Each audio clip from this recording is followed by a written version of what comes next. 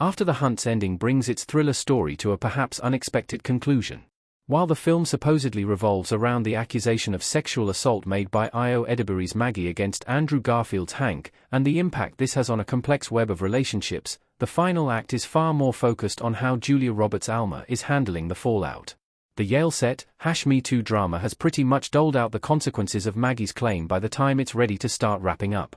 After the complaint was made to the university, Hank was fired, and Maggie acquired a larger profile by taking her story to a journalist. An all-hands faculty meeting is called, seemingly to tackle the issue as it garners national attention, but the movie waves past that. Instead, we see the moments afterward, as Alma's pursuit of tenure is derailed when she's caught falsifying a prescription using a colleague's pad. She has explosive confrontations with both Maggie and Hank, making her the target of the former's next op-ed, and finally reveals her mysterious past to her husband, Michael Stuhlbarg's Frederick. In After the Hunt's epilogue, 5 years later, things look very different. Alma is a dean, suggesting her past controversies have long since faded. She meets up with Maggie, seemingly for the first time since the film's main events, who begrudgingly declares that Alma won. And after holding for a long time on the $20 bill Alma leaves on their restaurant check, Luca Guadagnino can be heard yelling, "Cut," before the credits roll. What are we supposed to take away from all that? Who is telling the truth doesn't really matter after the Hunt is uninterested in definitively answering what might seem like the million-dollar question.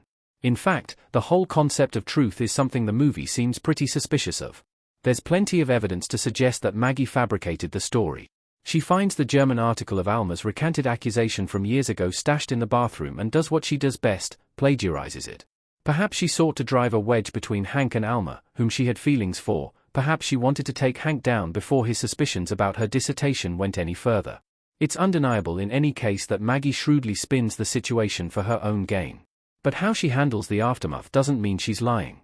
As Hank first tells Alma his side of the story, he's rightly asked why he went up to Maggie's apartment in the first place. A line was clearly crossed.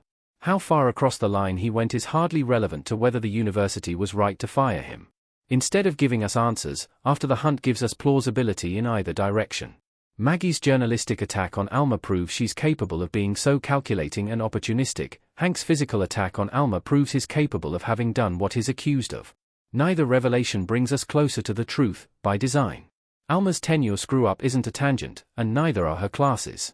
So, if what actually happened doesn't really matter, what does? Figuring that out requires taking a closer look at Alma's seemingly unrelated storylines, as well as her lecture topics. After the Hunt script has a tendency to plant seeds and wait patiently to pay off those ideas. Among the earliest are Alma's classroom discussions of philosopher Michel Foucault's Discipline and Punish, The Birth of the Modern Prison, first about the public torture and execution the book opens with, and then later the Panopticon. Both of these references are critical to understanding what the movie is trying to explore.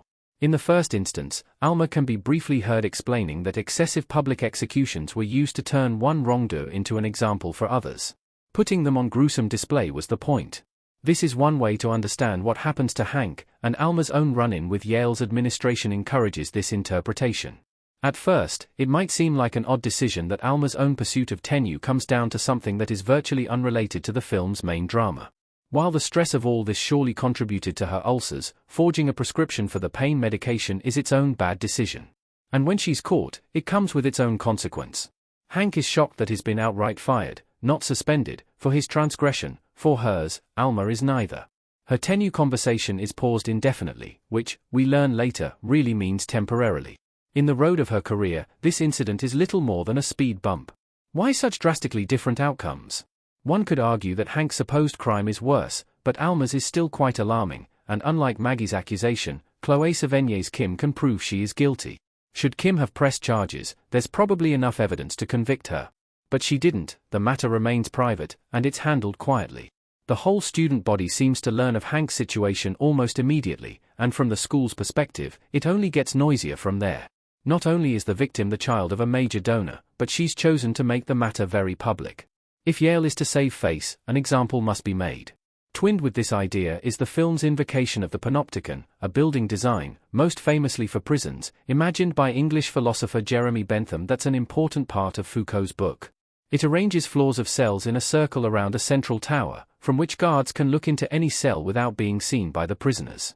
The guards cannot watch every cell at every moment, but because the prisoners cannot see them, they could be watching at any moment. This creates a feeling of constant surveillance and, theoretically, a constant need for obedience. It's not hard to see the line drawn between this conceptual prison and the film's depiction of cancel culture on college campuses.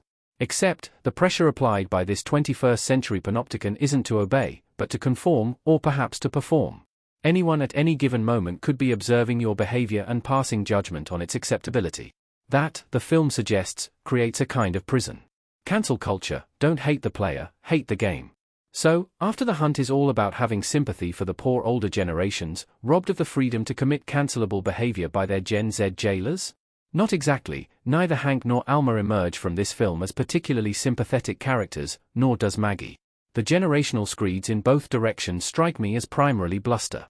Guadagnino is much more interested in making us aware of what this pan-opticon does not see, and in casting doubt on the perceptiveness of observation in the first place.